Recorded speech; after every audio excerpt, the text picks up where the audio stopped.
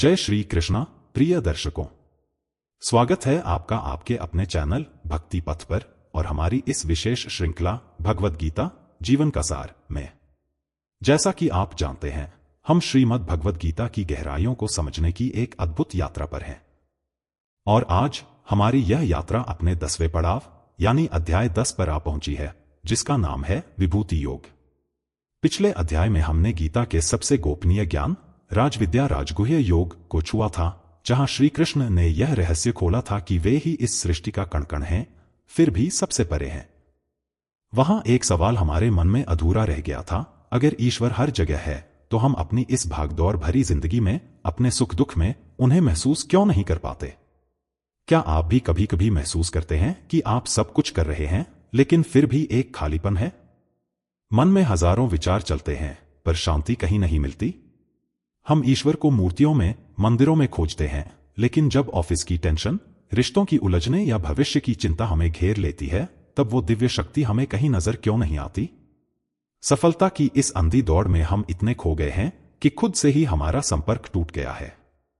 तो आज तैयार हो जाइए, क्योंकि आज श्री कृष्ण स्वयं अर्जुन के माध्यम से हमें वो दिव्य चक्षु, वो डिवाइन विजन देने वाले हैं, जिससे यह दुनिया फिर कभी वैसी नहीं दिखेगी जैसी आज दिखती है।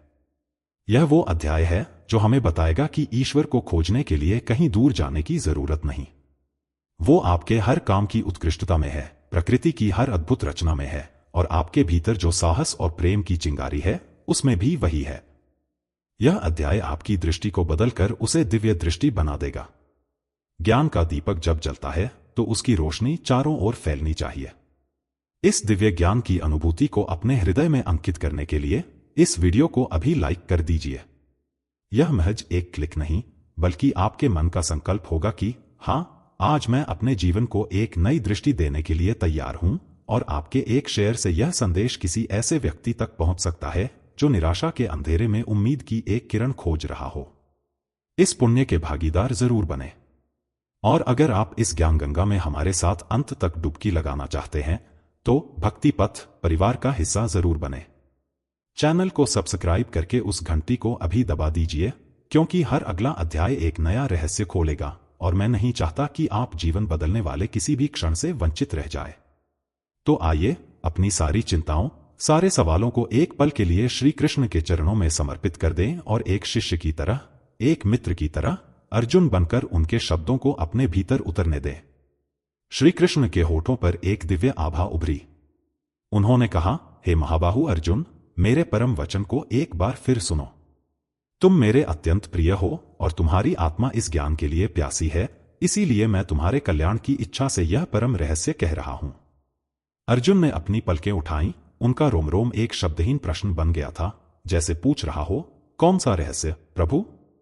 कृष्ण ने उस मौन को अपने शब्दों से भरा, पार्थ, मेरे इस दिव्य प्राकट्य के मूल स्रोत को न तो ये देवताओं के विशाल समूह जानते हैं और न ही महान ऋषियों की अंतर्दृष्टि इसे भेद पाती है। यह सुनकर एक क्षण के लिए अर्जुन के मन में विस्मय का एक बादल गिरा। देवता, जो स्वर्ग का शासन करते हैं, और महर्षि, जिन्होंने युगों तक तपस्या से ज्ञान अर्जित किया है, वे भी नहीं जानते? श्री कृष्ण ने अर्जुन के मन की उस लहर को पढ़ लिया और समझाया, इसका कारण बहुत गहरा है अर्जुन। वे सब मुझसे ही उत्पन्न हुए हैं, तो भला अपनी उत्पत्ति का कारण स्वयं को कैसे जान सकते हैं? जैसे नदी अपने उद्गम को नहीं देख सकती, जैसे वृक्ष अपने बीज के रहस्य को नहीं समझ सकता, वैसे ही यह सृष्टि अपने सृष्टा के पूर्ण स्वरूप को अपनी सीमित चेतना से नहीं जान सकती। मैं ही इन सभी देवताओं और महर्षियों का हर रूप में आदि कारण हूं। यह एक ऐसा सत्य था जो किसी भी अहंकार को चूर चूर कर सकता था। हम अपने ज्ञान के छोटे से दिए से उस अनंत सूर्य को मापने का प्रयास करते हैं।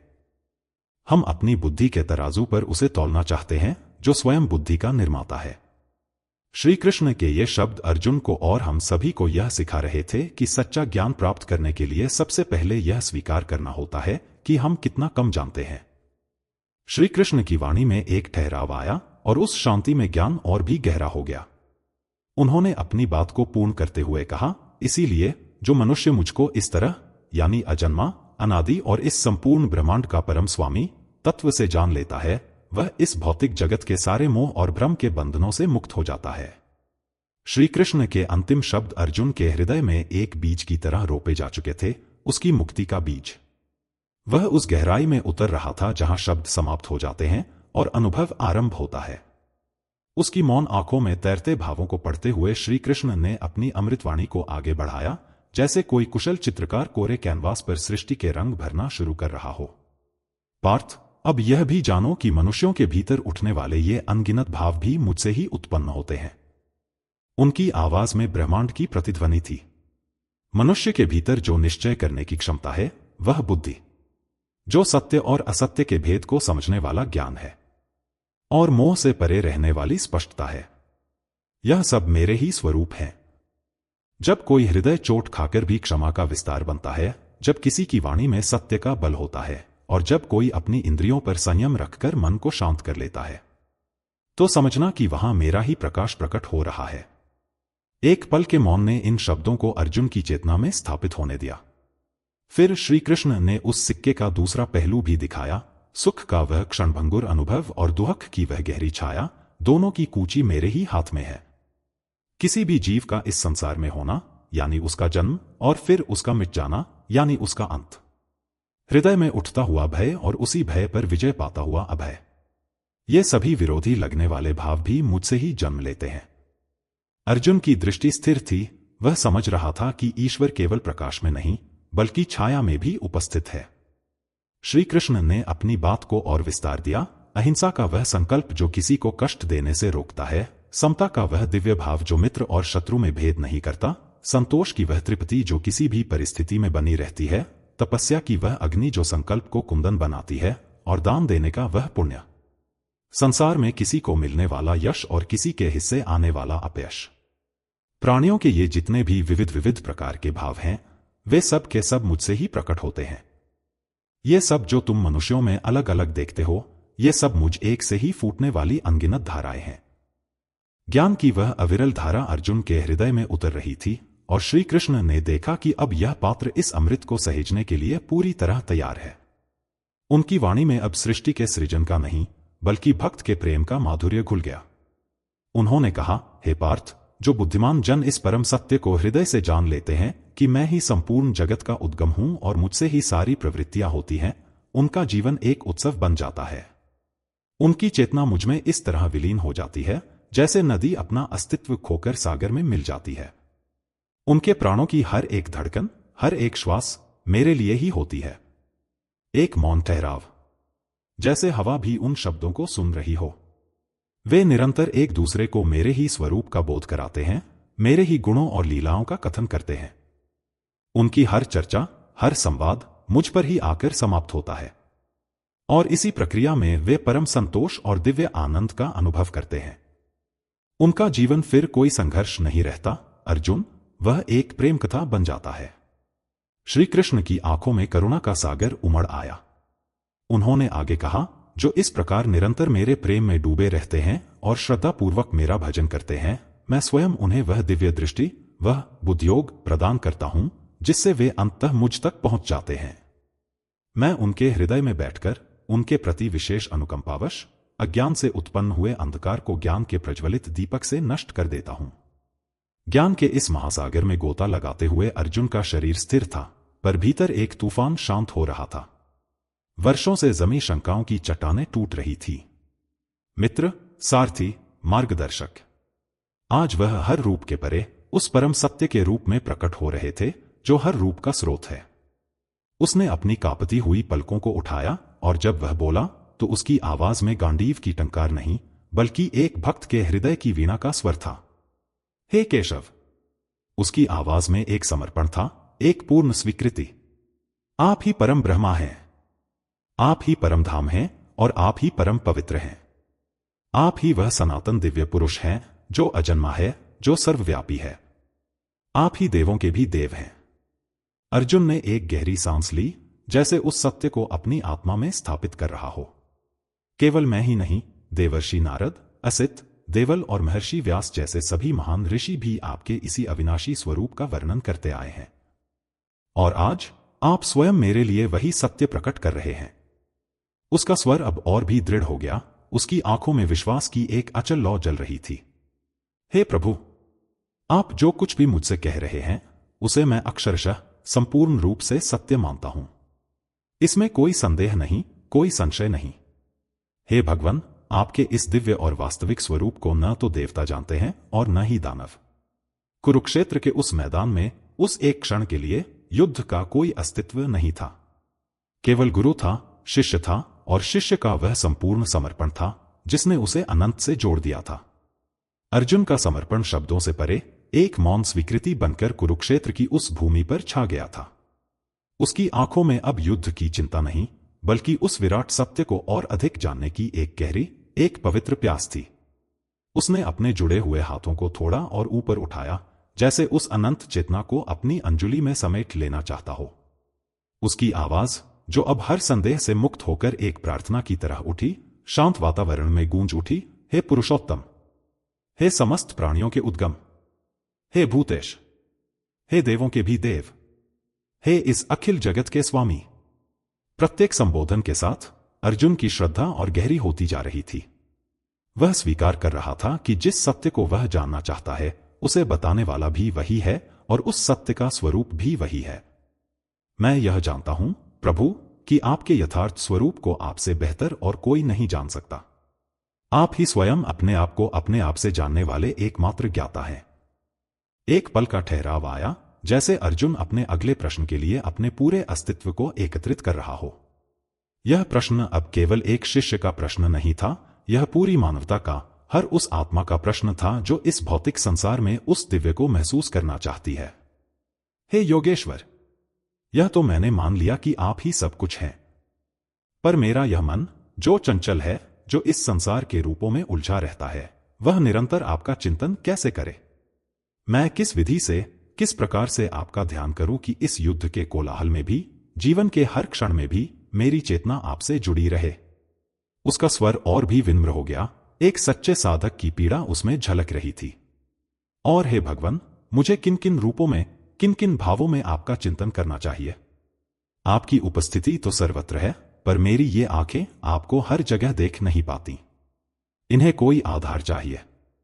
कृपया मुझे बताइए, मैं सूर्य के तेज में आपको देखूं या चंद्रमा की शीतलता में? मैं पर्वत की स्थिरता में आपको खोजूं या नदी के प्रवाह में? मुझे वह दृष्टि दीजिए, वह पता बताइए, जहां मैं आपको स्पष्ट रूप से देख सकूं, जहां मेरा मन ठहर सके। अर्जुन थोड़ा आगे झुका, उसकी आंखों में एक बालक जैसी जिज्ञासा थी, जिसे अपने पिता के खजाने का रहस्य जानना हो। हे जनार्दन, अपनी उन सभी योग शक्तियों और दिव्य विभूतियों को, जिनसे आप इन समस्त लोकों में व्याप्त हैं, कृपा करके मेरे लिए फिर से विस्तार पूर्वक कहिए, क्योंकि आपके इन अमृतमय वचनों को सुनते हुए मेरी कभी तृप्ति नहीं होती। मैं जितना सुनता हूं, इस अमृत को पीने की मेरी प्यास और भी बढ़ती जाती है। यह कहकर अर्जुन शांत हो गया। उसका हर शब्द, उसका हर भाव, उसका पूरा अस्तित्व एक प्रश्न चिन्ह बनकर श्री कृष्ण के समक्ष खड़ा था। अब रणभूमि एक पाठशाला बन चुकी थी और इतिहास का सबसे बड़ा रहस्य प्रकट होने की प्रतीक्षा कर रहा था। अर्जुन के हृदय से उठी उस पवित्र प्यास को देखकर श्री कृष्ण की आंखों में ब्रह्मांड की सारी करुणा सिमट आई। उनके होठों पर वही रहस्यमयी मुस्कान उभरी जो शब्दों से अधिक कह जाती थी। उन्होंने अर्जुन के झुके हुए कंधों पर अपनी दृष्टि डाली, जैसे उसके सारे प्रश्नों का भार अपने ऊपर ले रहे हों। उनकी आवाज किसी दूर के झरने की तरह शांत, पर उतनी ही शक्तिशाली थी। हाँ पार्थ, तुम मेरी विभूतियों को जानना चाहते हो। वे अनंत हैं, उनका कोई अंत नहीं। फिर भी, हे कुरुश्रेष्ठ, मैं तुम्हारे लिए अपनी उन दिव्य और प्रमुख विभूतियों को प्रकट करूंगा, जिन्हें जानकर तुम मुझे अपने चारों ओर अनुभव कर सकोगे। एक पल का सन्नाटा छा गया, इतना गहरा कि अर्जुन को अपने हृदय की धड़कन भी सुनाई देने लगी। श्री कृष्ण ने उस मौन को तोड़ा, और जो पहला रहस्य उन्होंने खोला, वह सभी रहस्यों का सार था। परंतु उन सभी बाहरी रूपों को जानने से पहले उस एक सत्य को जान लो जो इन सभी विभूतियों का मूल है, वह धुरी जिस पर मेरा यह संपूर्ण ऐश्वर्य घूमता है। उनकी दृष्टि अर्जुन की आंखों में गहरे उतर गई, जैसे वे शब्द नहीं, बल्कि सीधे उसकी आत्मा को संबोधित कर रहे हों। हे नींद और अज्ञान पर विजय पाने वाले अर्जुन, तुम मुझे पर्वतों की ऊंचाइयों और सागर की गहराइयों में खोजने चले हो, पर मैं तो वहां निवास करता हूं जहां तुम्हारी खोज आरंभ होती है। मैं समस्त प्राणियों के हृदय गुफा में स्थित उनकी आत्मा हूं। यह एक ऐसा सत्य था जिसने अर्जुन को भीतर तक झकझोर दिया। जिस ईश्वर को वह बाहर खोज रहा था वह तो स्वयं उसके ही अस्तित्व का केंद्र था। श्री कृष्ण ने अपनी बात को और स्पष्ट किया, मैं केवल तुम्हारे ही नहीं बल्कि इस रणभूमि में उपस्थित हर एक योद्धा, हर एक घोड़े, हर एक जीव के हृदय में बैठा हुआ उसका शाश्वत मैं हूं। मैं ही वह चेतना हूं जो सबको जीवन देती है। किसी भी जीव का इस संसार में पहला स्पंदन, उसकी पहली सांस, उसका आरंभ, वह मैं हूं। उसका पूरा जीवन, उसका संघर्ष, उसका प्रेम, उसका मध्य, वह भी मैं हूं। और जब उसकी देह थक जाती है और उसकी यात्रा इस लोक में पूर्ण होती है, वह अंतिम विलय, वह अंत भी मैं ही हूं। जन्म, जीवन और मृत्यु, ये तीनों धागे मुझसे ही बुने हुए हैं। यह सुनकर अर्जुन की दृष्टि बदल गई। उसे अपने सामने खड़े शत्रु और मित्र सब एक ही धागे में पिरोए हुए मोती की तरह दिखने लगे, जिसका सूत्रधार उसका सारथी था। श्री कृष्ण ने इस परम ज्ञान को व्यावहारिक जीवन से जोड़ते हुए कहा, इसलिए अर्जुन, जब तुम किसी से मिलो तो केवल उसके शरीर, उसके पद या उसके कर्मों को मत देखो। उसकी आंखों में झांकने का प्रयास करना और उस दिव्य चिंगारी को पहचानना जो मेरे ही स्वरूप का अंश है। जब तुम किसी से प्रेम करते हो या किसी को क्षमा करते हो तो यह समझ लेना कि तुम मेरे ही एक रूप के साथ व्यवहार कर रहे हो। यही मुझे हर क्षण अपने साथ अनुभव करने का मार्ग है। यह सबसे बड़ा रहस्य है पार्थ। ईश्वर की खोज बाहर से नहीं, भीतर से आरंभ होती है। जब तुम अपने हृदय में मुझे पालोगे तब तुम्हें बाहर कण कण में मेरे ही हस्ताक्षर दिखाई देने लगेंगे। पहले स्वयं को जानो, फिर तुम संपूर्ण सृष्टि को जान जाओगे। श्री कृष्ण का वह परम रहस्य कि वे हर हृदय में बसते हैं, अर्जुन की चेतना में एक शांत झील की तरह ठहर गया था। अब जब उसने भीतर देखना सीख लिया था तो श्री कृष्ण उसे बाहर की दुनिया को एक नई दृष्टि से देखने के लिए तैयार कर रहे थे। उनका स्वर अब किसी विशाल कैनवास पर चित्र बनाते हुए एक महान कलाकार जैसा हो गया था, जो एक एक करके ब्रह्मांड के रंगों को प्रकट कर रहा हो। तो सुनो पार्थ, अब मैं तुम्हें बताता हूं कि इस विराट सृष्टि में तुम मुझे कहां कहां देख सकते हो। जब तुम अपनी आंखें खोलो तो मेरे ही ऐश्वर्य को निहारना। उनकी आवाज में एक आकाशगंगा का विस्तार था। मैं अदिति के 12 पुत्रों यानी आदित्यों में पालन करने वाली शक्ति विष्णु हूं। जो शक्ति इस संपूर्ण ब्रह्मांड को धारण करती है, उसे चलाती है और उसका पोषण करती है, वह मेरा ही स्वरूप है। जब तुम प्रकाश देने वाले स्रोतों की ओर देखो तो उन अनगिनत तारों और दीपकों में जो सबसे प्रतापी, तेजस्वी और जीवनदायी सूर्य है, वह मैं हूं। हर सुबह जो अंधकार को चीरकर आशा की पहली किरण लाता है, वह मेरा ही तेज है। एक क्षण के लिए अर्जुन को उस रथ पर बैठे हुए भी सूर्य का ताप और उसका जीवनदायी प्रकाश अपनी त्वचा पर महसूस हुआ। श्री कृष्ण ने उसकी दृष्टि को रात्रि के आकाश की ओर मोड़ा। और जब दिन ढल जाए और संसार शांत हो जाए तो रात्रि में टिमटिमाते हुए नक्षत्रों के बीच जो मन को मोह लेने वाला, शीतलता और शांति प्रदान करने वाला चंद्रमा है, वह भी मैं ही हूं। एक तपता हुआ तेज है तो दूसरा शांत अमृत है, पर दोनों में मेरी ही ज्योति है। उनकी वाणी की धारा बहती रही, अब वह आकाश से धरती पर उतर रही थी।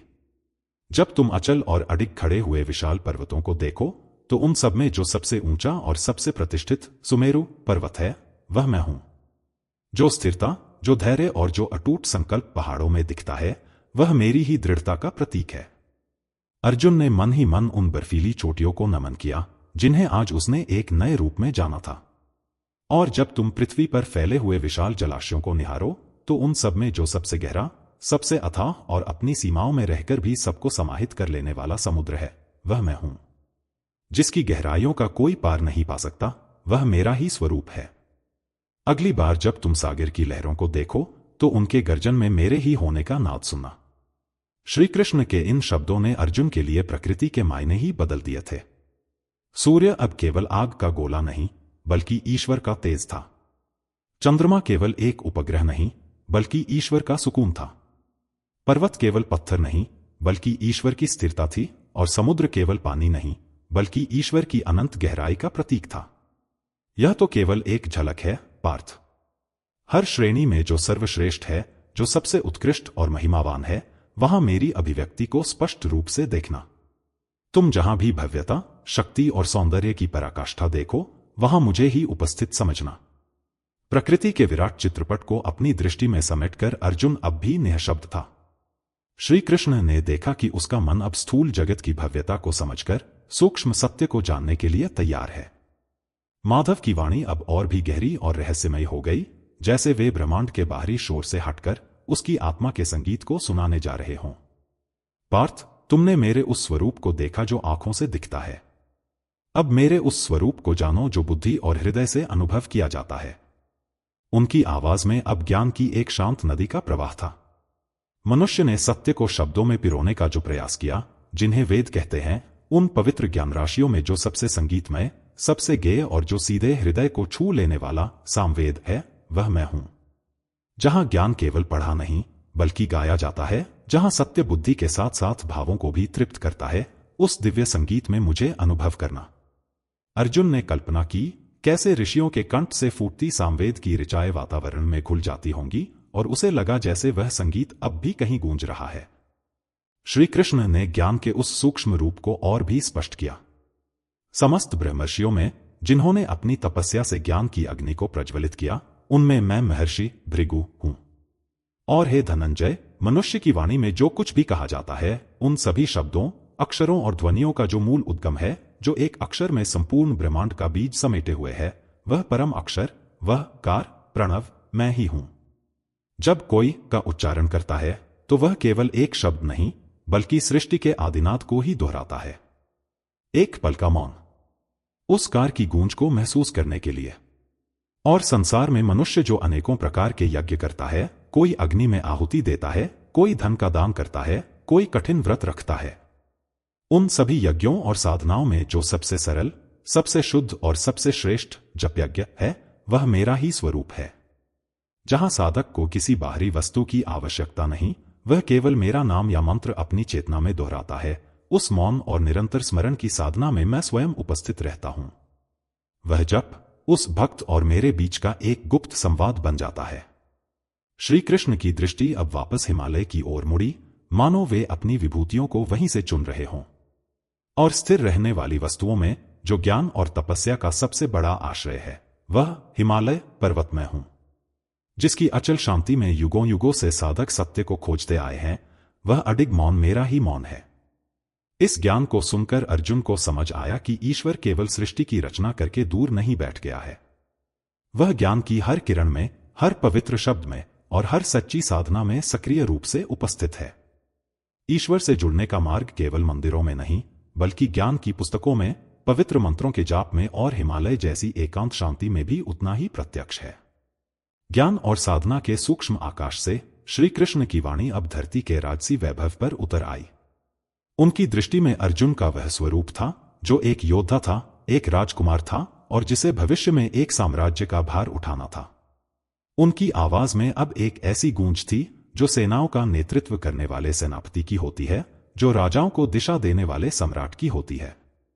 पार्थ, अब मेरे उस स्वरूप को देखो जो शक्ति, पराक्रम और नेतृत्व में प्रकट होता है। संसार जिसे देखकर विस्मित होता है और जिसके सामने नतमस्तक होता है, उस ऐश्वर्य में भी मैं ही विद्यमान हूं। उनकी वाणी अर्जुन के क्षत्रिय हृदय में सीधे उतर रही थी। जब तुम घने वन में उस प्राणी को देखो जिसकी एक दहाड़ से संपूर्ण जंगल का सन्नाटा कांप उठता है, जो अपने पराक्रम और तेज से निर्भय होकर विचरता है, तो उन पशुओं में मैं वह सिंह हूं। जब तुम आकाश में उड़ते हुए पक्षियों को देखो तो उनमें जो सबसे तीव्र, सबसे शक्तिशाली और सर्पों का शत्रु गरुड़ है, वह मैं हूं। एक पल का ठहराव, जैसे अर्जुन को उस सिंह की शक्ति और गरुड़ की उड़ान को अपनी चेतना में अनुभव करने का अवसर दे रहे हों। हे धनंजय, तुम एक योद्धा हो। जब तुम युद्ध के लिए सज्ज सेनाओं को देखो तो उन सभी सेनापतियों में जो देवों की सेना का नेतृत्व करते हैं, वह स्कंद, कार्तिकेय मैं हूं। और जिन शस्त्रों से तुम युद्ध करते हो, उन सभी शस्त्रों में जो सबसे अमोघ, सबसे शक्तिशाली और जिसका प्रहार कभी व्यर्थ नहीं जाता, वह देवराज इंद्र का वज्र मैं हूं। उस वज्र की शक्ति मेरी ही शक्ति है। अर्जुन ने अपने हाथ में रखे गांडीव को देखा। उसे आज समझ आया कि इस धनुष की शक्ति केवल उसकी भुजाओं में नहीं, बल्कि उस परम स्रोत से आ रही थी जो हर शक्ति का केंद्र है। श्री कृष्ण ने उसकी दृष्टि को राज दरबार की ओर मोड़ा। और मनुष्यों के बीच जो धर्म और न्याय से शासन करता है, जो प्रजा का रक्षक है, वह आदर्श राजा, शासक मैं हूं। जो सत्ता केवल दमन के लिए नहीं, बल्कि पोषण के लिए उपयोग होती है, उस नेतृत्व में मेरा ही अंश है। और उन शासकों को परामर्श देने वाले पुरोहितों में जो देवगुरु बृहस्पति हैं, वह मैं हूं। जब तुम हाथियों के झुंड को देखो तो उनमें जो सबसे राजसी, श्वेत और ऐश्वर्य का प्रतीक ऐरावत हाथी है, वह मैं हूं। जिस शक्ति में केवल बल नहीं बल्कि एक दिव्य गौरव भी समाहित हो, वहां मुझे देखना। यह ज्ञान अर्जुन को एक गहरा सत्य सिखा रहा था। संसार की कोई भी शक्ति, कोई भी पद, कोई भी उत्कृष्टता अपनी नहीं होती। वह उस परम शक्ति का एक छोटा सा प्रतिबिंब मात्र है, जैसे सूर्य के प्रकाश से ही हर दीपक अपनी लौ पाता है। यह समझ सफलता के शिखर पर खड़े व्यक्ति को अहंकार से बचाती है और उसे अपनी शक्ति का सही उपयोग करने की प्रेरणा देती है। यह तुम्हें सिखाएगी, अर्जुन, कि जब तुम राजा बनो तो अपनी शक्ति को मेरी धरोहर समझना, अपनी नहीं। अब तक श्री कृष्ण ने अर्जुन को अपनी उन विभूतियों के दर्शन कराए थे जिन्हें देखा या अनुभव किया जा सकता था, पर अब वे उसे उस पर्दे के पीछे ले जा रहे थे जहां सृष्टि के अदृश्य नियम काम करते हैं, जहां जीवन और मृत्यु के गहरे रहस्य छिपे हैं। उनकी वाणी अब पहले से भी अधिक शांत और गंभीर हो गई, जैसे वे किसी गहरे कुएं से सत्य के मोती निकाल रहे हों। पार्थ, मेरे विस्तार को केवल वहीं मत खोजना जहां अच्छाई, पवित्रता और सौंदर्य है। मेरे स्वरूप को उसकी समग्रता में देखो, क्योंकि सृष्टि का हर एक भाव, हर एक प्रवृत्ति मुझसे ही जन्म लेती है। यह कहकर श्री कृष्ण ने एक ऐसा सत्य उजागर किया जिसे सुनकर अर्जुन का मन एक क्षण के लिए ठहर गया। छल करने वालों की कला में जो सब कुछ दांव पर लगा देने का सम्मोहन है, जहां परिणाम पूरी तरह से अनिश्चित होता है, वह जुआ मैं हूं। वह शक्ति जो मनुष्य को मोह में डालकर उससे सब कुछ छीन भी सकती है और उसे सब कुछ दे भी सकती है, उस प्रवृत्ति का स्रोत भी मैं ही हूं।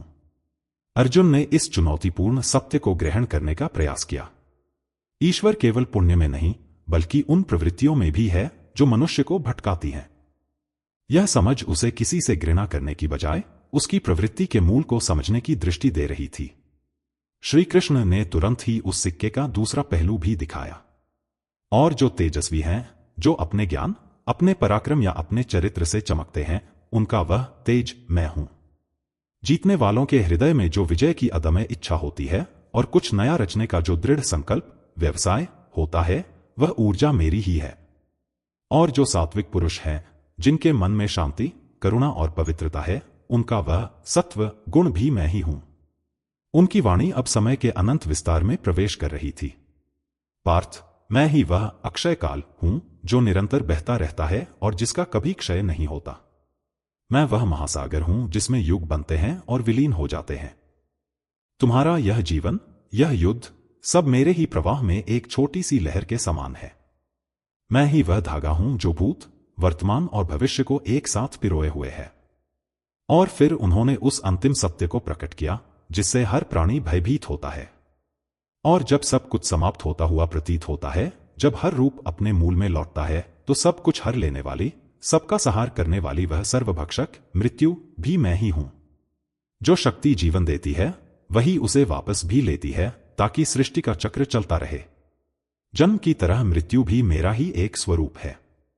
यह सुनकर अर्जुन की आंखों के सामने से जीवन और मृत्यु का पर्दा हट गया। उसे समझ आया कि जिसे हम अच्छा या बुरा, सुख या दुख, निर्माण या विनाश कहते हैं, वे सब एक ही परम सत्य के दो अलग अलग चेहरे हैं।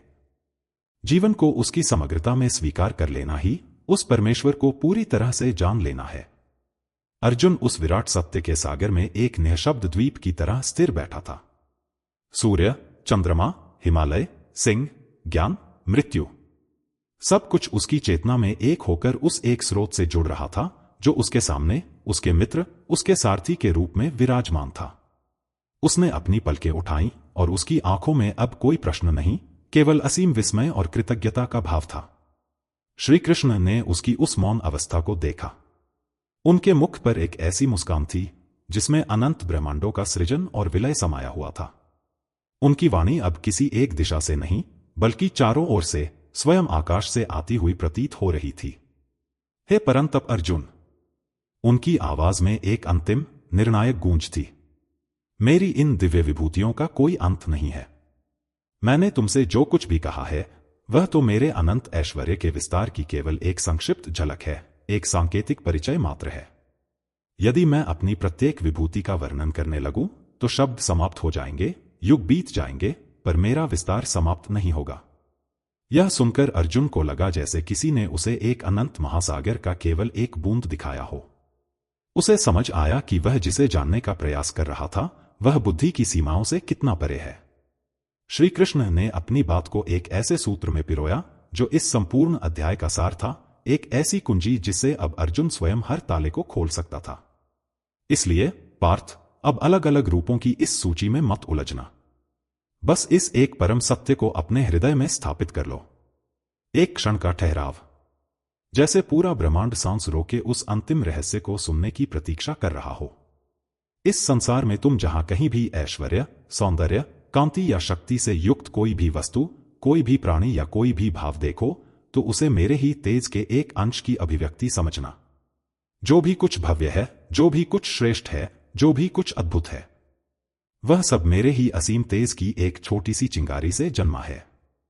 यह एक ऐसा सत्य था जिसने अर्जुन को मुक्त कर दिया। अब उसे ईश्वर को खोजने के लिए किसी सूची की आवश्यकता नहीं थी। उसे अपने सामने खड़े योद्धाओं के पराक्रम में, अपने गांडीव की शक्ति में और स्वयं अपने हृदय में उठने वाले हर श्रेष्ठ विचार में उसी दिव्य चिंगारी के दर्शन होने लगे। श्री कृष्ण ने अपनी बात को एक अंतिम, विस्मयकारी निष्कर्ष के साथ पूर्ण किया। और अधिक जानने से क्या होगा अर्जुन? बस इतना ही जान लो कि मैं अपने इस योगबल के केवल एक अंश मात्र से इस संपूर्ण ब्रह्मांड को धारण करके इसमें व्याप्त होकर स्थित हूं। यह कहकर श्री कृष्ण शांत हो गए, पर उनके शब्द अर्जुन की चेतना में एक महाविस्फोट की तरह गूंज रहे थे। यह संपूर्ण सृष्टि, ये अनगिनत आकाशगंगाएं, ये समय के अनंत चक्र, यह सब कुछ उस परम शक्ति के केवल एक अंश पर टिका हुआ है। उस एक क्षण में कुरुक्षेत्र की रणभूमि अर्जुन के लिए एक दिव्य लीलास्थली बन गई, जहां हर कण, हर अणु अपने परम स्रोत की महिमा का गुणगान कर रहा था। उसकी दृष्टि अब पूरी तरह बदल चुकी थी। तो यह था श्रीमद् भगवद गीता का 10वां अध्याय, विभूति योग। यह अध्याय केवल एक सूची नहीं, यह एक दिव्य दृष्टि है। यह हमें सिखाता है कि ईश्वर को खोजने के लिए हमें दुनिया से भागने की जरूरत नहीं, बल्कि दुनिया को एक नए नजरिए से देखने की जरूरत है। आज के बाद जब आप उगते हुए सूर्य को देखें तो केवल एक तारे को नहीं, बल्कि ईश्वर के तेज को देखिएगा। जब आप किसी सफल व्यक्ति की प्रतिभा को देखें तो केवल उसके परिश्रम को नहीं, बल्कि उसके भीतर चमकती हुई दिव्य शक्ति को भी पहचानिएगा। और सबसे महत्वपूर्ण, जब आप आईने में स्वयं को देखें तो केवल एक शरीर को नहीं, बल्कि उस परम चेतना को नमन कीजिएगा जो आपके हृदय में बैठकर आपकी हर सांस चला रही है। यह ज्ञान एक अनमोल रत्न की तरह है और ज्ञान की सार्थकता बांटने में ही है। अगर इन शब्दों ने आपके हृदय को कहीं भी छुआ है तो इस अनुभूति को अपने भीतर एक स्थायी छाप देने के लिए इस वीडियो पर बने लाइक के बटन को दबाइए। यह हमारे लिए नहीं, बल्कि आपके अपने मन के लिए एक संकेत होगा कि हाँ, आज मैंने जीवन को एक नई दृष्टि से देखने का संकल्प लिया है। और नीचे जो कमेंट सेक्शन है उसे आज एक प्रार्थना स्थल बना दीजिए। हमें बताइए, इस अध्याय को सुनने के बाद आज आपको अपने आसपास कहां ईश्वर की विभूति दिखाई दी? आपके शब्द किसी और के लिए प्रेरणा बन सकते हैं। इस ज्ञान गंगा को केवल अपने तक सीमित मत रखिएगा, इसे अपने परिवार और मित्रों के साथ साझा कीजिए। क्या पता आपका एक शेयर किसी ऐसे व्यक्ति तक पहुंच जाए जो जीवन में दिशाहीन महसूस कर रहा हो और यह दिव्य ज्ञान उसके लिए ध्रुव तारा बन जाए। और अंत में, अगर आप इस यात्रा में हमारे सहयात्री बने रहना चाहते हैं तो इस चैनल को सब्सक्राइब करके हमारे इस संघ का हिस्सा जरूर बने, क्योंकि अगला अध्याय 11 इस पूरी गीता का हृदय है। वहां अर्जुन की प्रार्थना सुनी जाएगी और श्री कृष्ण अपना वह विराट स्वरूप प्रकट करेंगे जिसकी कल्पना मात्र से बुद्धि चकित और आत्मा स्तब्ध रह जाती है। आप उस दिव्य अनुभव से वंचित नहीं रहना चाहेंगे। और आप सभी दिव्य आत्माओं के लिए जिन्होंने धैर्य और श्रद्धा के साथ इस यात्रा को यहां तक पूरा किया है, मैं हृदय से श्री कृष्ण से प्रार्थना करता हूं कि वे आपके जीवन को अपनी सबसे श्रेष्ठ विभूतियों से भर दें। आपको वह शक्ति, वह शांति और वह सफलता मिले जिसकी आप कामना करते हैं और जिसके आप सच्चे हलदार हैं। आपकी दृष्टि दिव्य हो और आपका जीवन एक उत्सव बने। जल्द ही मिलते हैं इस श्रृंखला के अगले पड़ाव, अध्याय 11 में। तब तक इस संदेश को फैलाते रहिए। जय श्री कृष्ण।